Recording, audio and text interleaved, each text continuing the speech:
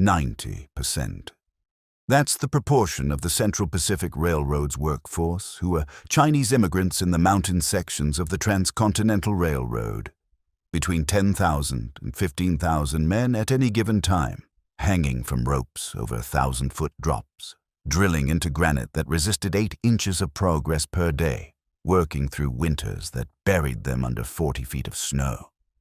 The railroad that connected America coast to coast in 1869, cutting travel time from 6 months to 6 days, was built primarily by workers whose names weren't recorded, whose deaths weren't counted, and whose faces were absent from the famous photograph at Promontory Summit.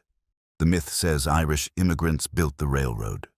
The documentation tells a different story.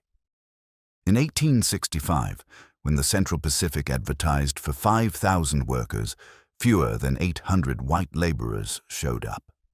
The company faced a choice: hire Chinese workers or abandon the project.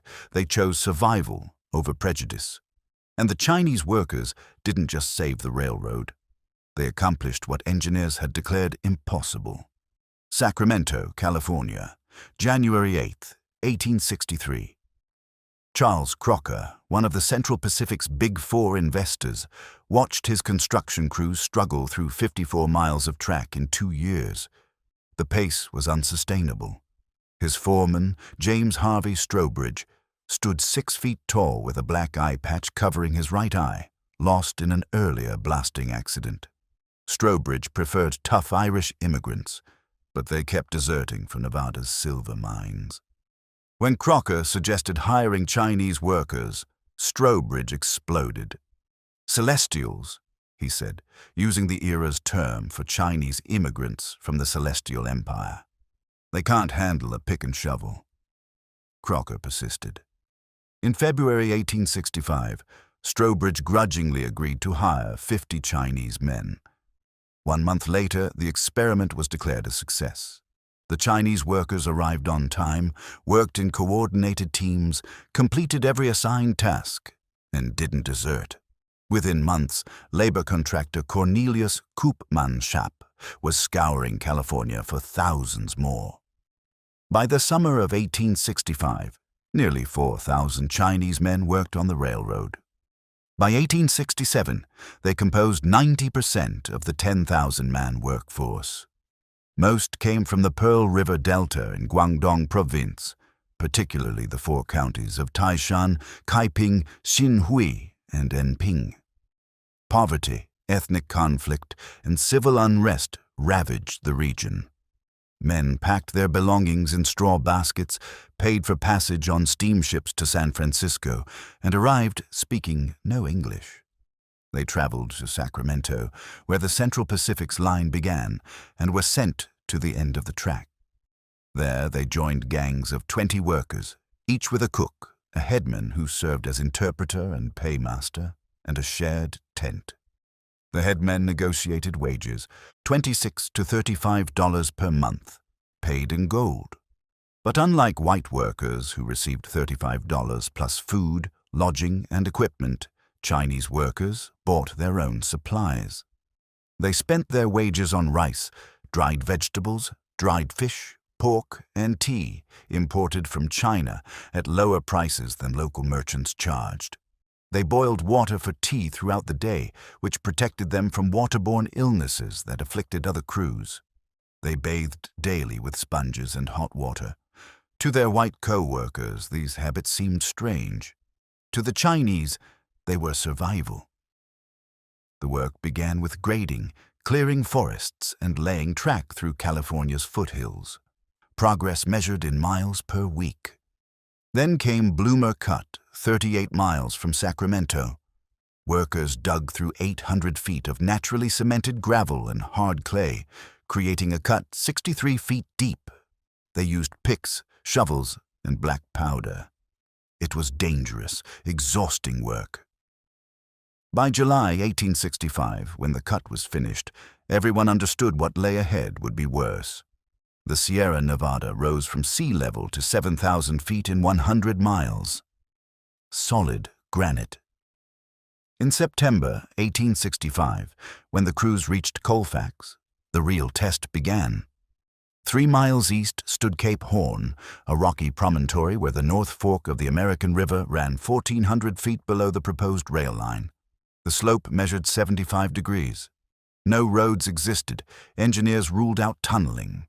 Instead, workers would carve a ledge along the cliff face for the tracks. One evening, a Chinese headman approached Strobridge and bowed. He explained that in the Yangtze Valley, workers had built fortresses along similar cliffs for centuries. He proposed bringing reeds from San Francisco to weave baskets that could lower men down the cliff to drill and blast. Strobridge had no better idea, and white workers refused the work. The reeds arrived. Through evenings in camp, Chinese workers wove waist-high baskets with 4 rope grommets. Contemporary accounts describe men lowered over the precipice in these baskets or on ropes, drilling 2.5-inch holes for black powder charges, lighting fuses, and scrambling up before explosions. Whether these accounts describe literal woven baskets or bosun's chairs, or safety ropes for initial pathfinding, historians now debate. Some primary sources from the 1860s and 70s mention the technique. Others dismiss it as mythology, created decades later for tourists. What isn't disputed, Chinese crews blasted a ledge into Cape Horn using hand drills and black powder while suspended over a 1,400-foot drop. They detonated more than 500 kegs of powder daily. The work took months. Men died in falls and explosions. The Central Pacific kept no records of Chinese casualties. When trains began running through Cape Horn in later years, they stopped to let passengers admire the engineering, marvel. The workers who carved it were gone. August 1865 brought the railroad's first attempt at Summit Tunnel, later designated Tunnel No. 6. Early snow defeated them. Construction halted until summer 1866. By then, the Central Pacific faced 11 tunnel projects numbered 3 through 13, clustered in a 20-mile stretch between Cisco and Coldstream Valley. 7 tunnels occupied just 2 miles east of Donner Summit. All required boring through granite at 7,000 feet elevation. Summit Tunnel would be the longest, 1,659 feet, reaching 124 feet deep into the mountain at its center, crossing the highest point on the line. Engineers calculated the entry and exit points, then designed an audacious approach. Workers would attack on 4 faces simultaneously, from the east portal, the west portal, and from a central vertical shaft that would allow 2 teams to dig outward from the middle. In August 1866, Chinese crews began drilling the central shaft from the summit's surface. 3 months of hand drilling, sledgehammers, and black powder carved a hole 8 feet by 12 feet down 75 feet to the tunnel's midpoint. Other crews started at the east and west portals. The Granite resisted. Using hand drills held by one man while 2 others swung sledgehammers, it took 8 hours to carve a 4-inch hole. Workers then packed black powder, lit fuses, and retreated before explosions. Progress measured 8 to 10 inches per day per face, sometimes less. The work continued in 8-hour shifts around the clock. Men drilled, blasted, hauled debris in handcarts, drilled again. The pounding of hammers on drill rods echoed through the mountains. Workers organized into gangs of 12, each with a foreman and cook. The foremen were often white or English-speaking Chinese. The labor was Chinese. November 1866 brought winter's first storms. Then the winter of 1866 to 67 arrived with historic fury. 44 separate storms. The snowpack averaged 18 feet at the summit. Drifts climbed higher. Engineer John Gillis later recalled, "No one can face these storms when they are in earnest." The heaviest storm began February 18, 1867, and continued until February 22, when harsh winds kept powder stirring in the air for days. Snow resumed. The storm continued unabated until March 2. Drifts clogged every tunnel entrance, turning many workers into full-time shovelers. The Chinese crews adapted. They excavated tunnels under the snow, creating networks connecting their camps to work sites. They lived, worked, ate, and slept in this subterranean environment, sometimes not seeing daylight for weeks. Above ground, avalanches roared down the slopes without warning.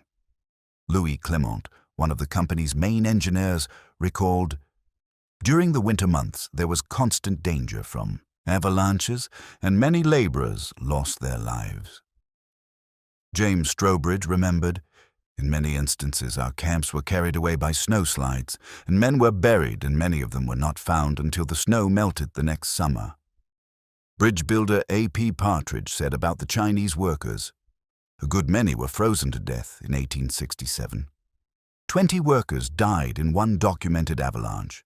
Others disappeared in smaller slides.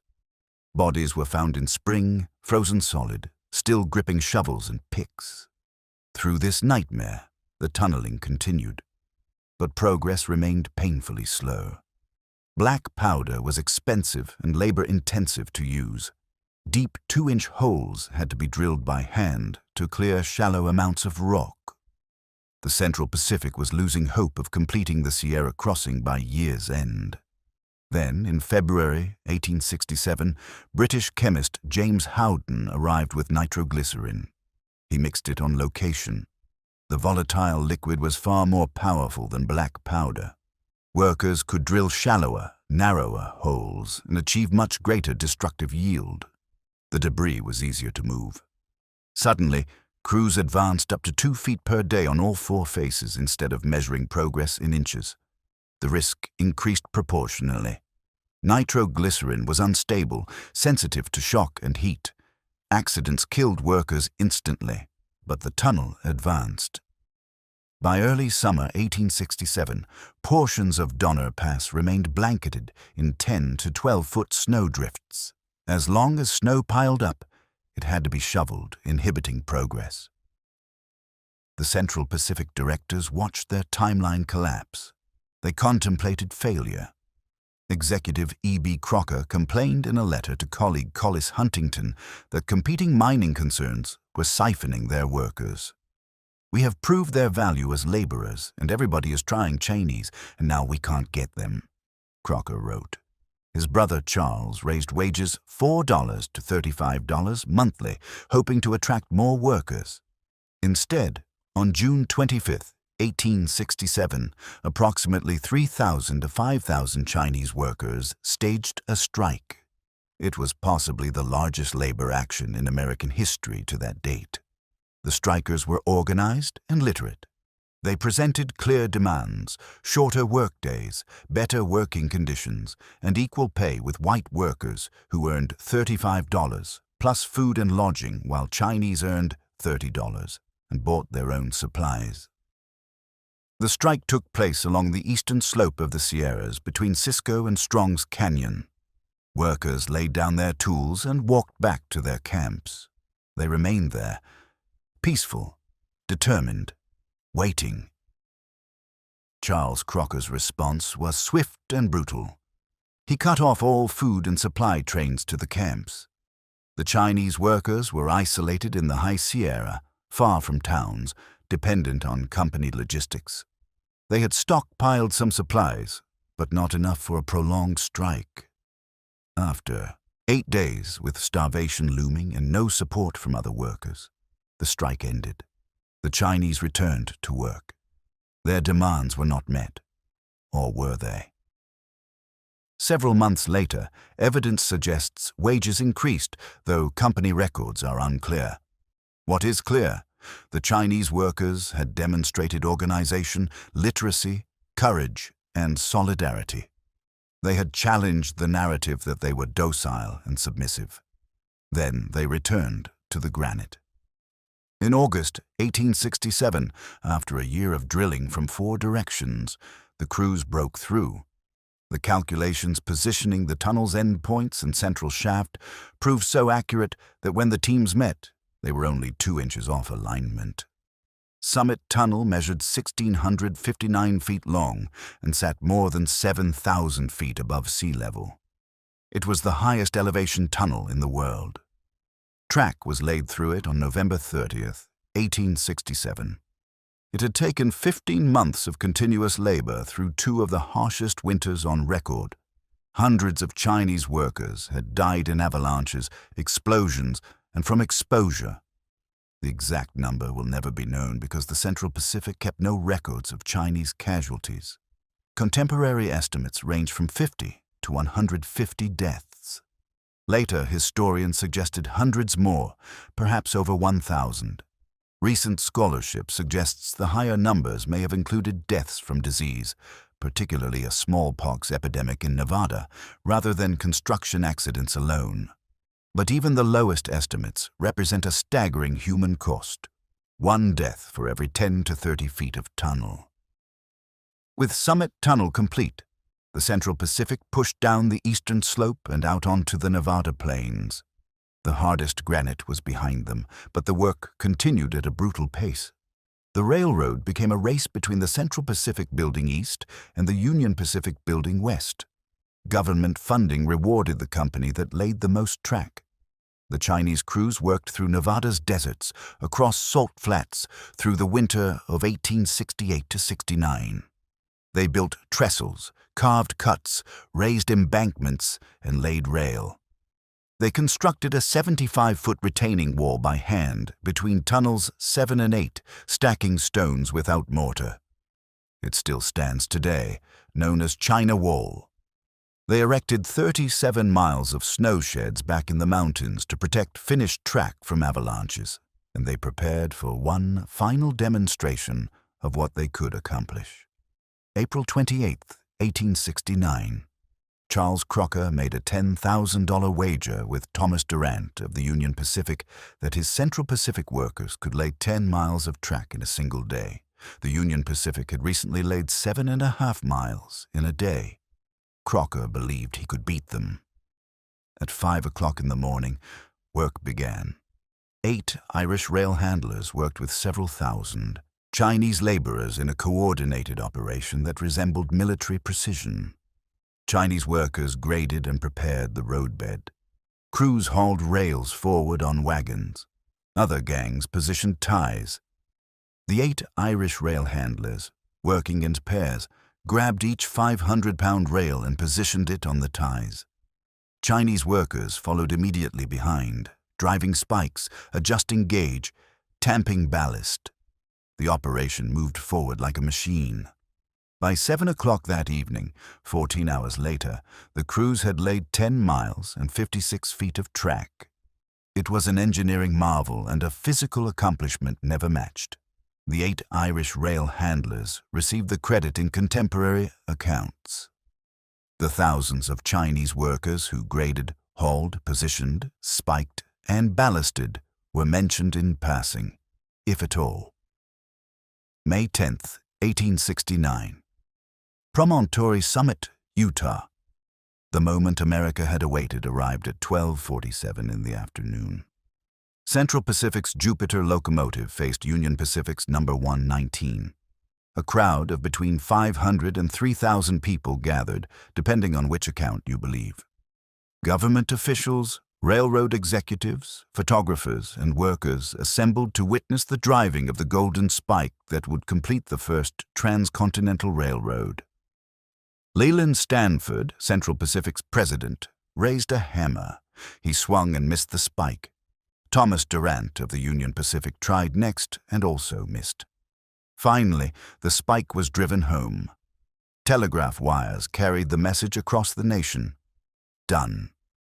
Celebrations erupted in cities from San Francisco to New York. Photographer Andrew J. Russell captured the moment in his famous image, East and West shaking hands at the laying of the last rail. 2 locomotives nose to nose. Engineers shaking hands. Champagne bottles raised. A crowd of railroad officials and workers cheering. The photograph became iconic, reproduced in textbooks and museums for the next 150 years. Look closely at that photograph. Count the Chinese faces. You'll find none prominently displayed. The workers who comprised 90% of the Central Pacific's workforce, who blasted through Cape Horn, who drilled Summit Tunnel, who survived the winter of 1866 to 67, who built China Wall, who laid 10 miles of track in a single day, are absent from the celebration's most famous image. Some historical accounts suggest 8 Chinese workers actually placed the final rail and were photographed doing so in other images from that day. Other sources report that James Strobridge invited Chinese workers to a separate celebration at his boarding car, where executives and guests cheered them as the chosen representatives of the race which have greatly helped to build the road. Still other accounts note that Chinese work camps were spread over large distances, and none were within walking distance of Promontory Summit on that date. So few Chinese workers attended the ceremony at all. The debate continues among historians. What isn't debated? The most widely circulated photograph, the one that defined the moment for generations, showed a celebration of white men. The Chinese contribution was rendered invisible. After the completion of the Transcontinental Railroad, the 10,000 to 20,000 Chinese workers who had built 690 miles of the Central Pacific's line dispersed across the American West. Some found work on more than 70 other railroad projects.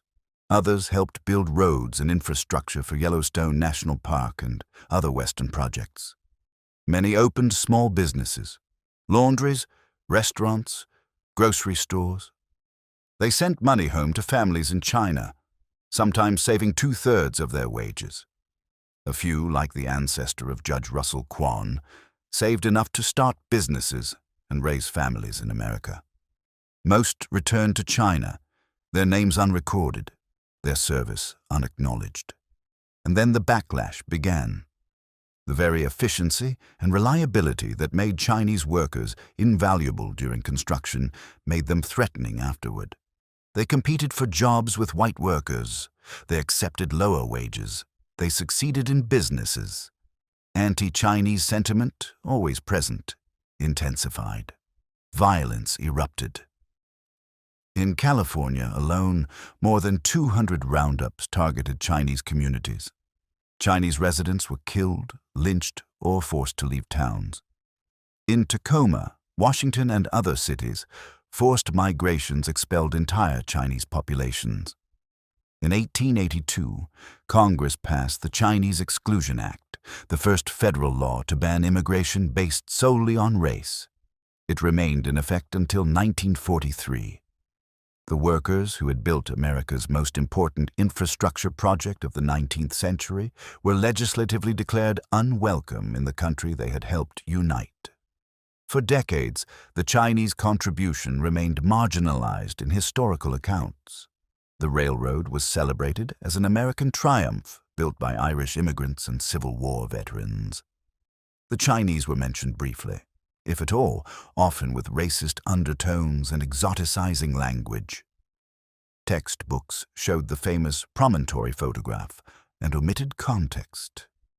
It wasn't until the late 20th century that historians, activists, and descendants began systematic recovery of the Chinese workers' story.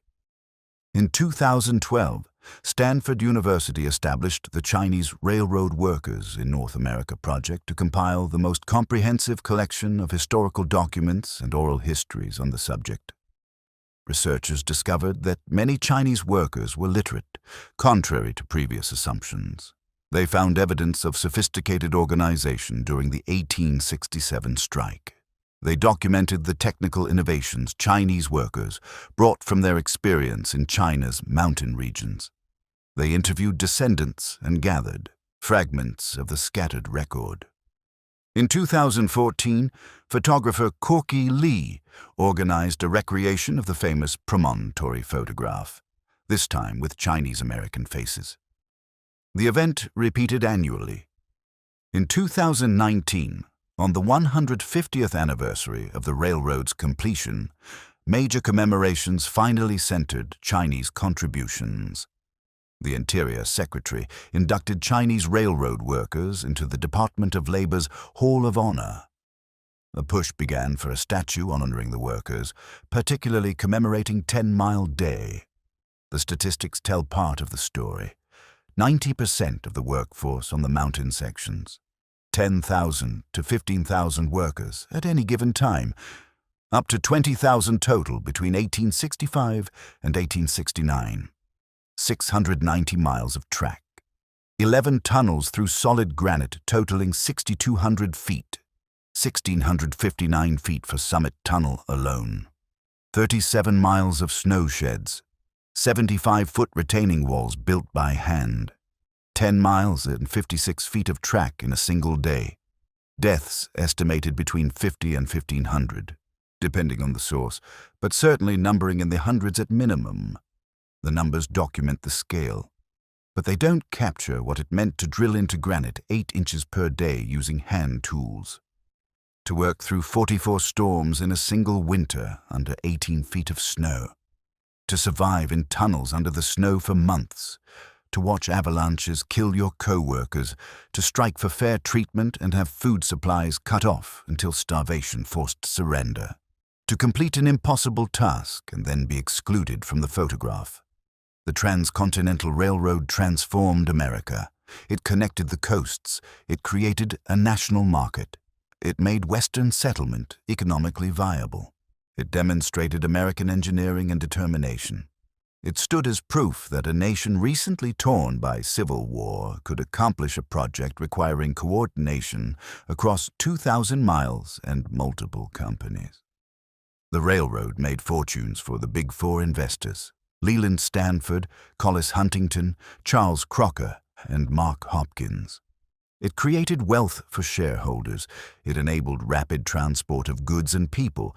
It reduced a 6-month journey to 6 days, and 90% of the hardest work, the work that engineers had declared impossible, the work through the Sierra Nevada's Granite Mountains, was accomplished by Chinese immigrants whose names the railroad didn't record and whose deaths the railroad didn't count. By 1883, the silver mines near the railroad had produced tens of millions of dollars in wealth. The Transcontinental Railroad had made its investors millionaires. The Chinese workers who made it possible earned $30 monthly and bought their own food. Most sent money to families in China and saved what they could. When their work was finished, they dispersed across the West or returned home. Within 13 years of the railroad's completion, the nation passed a law to ensure no more Chinese workers could follow them. The railroad that united America was built primarily by people. America then decided to exclude. That's the part of the story the famous photograph left out. That's the hidden history. 90% of the workforce, 0% of the credit. Until now.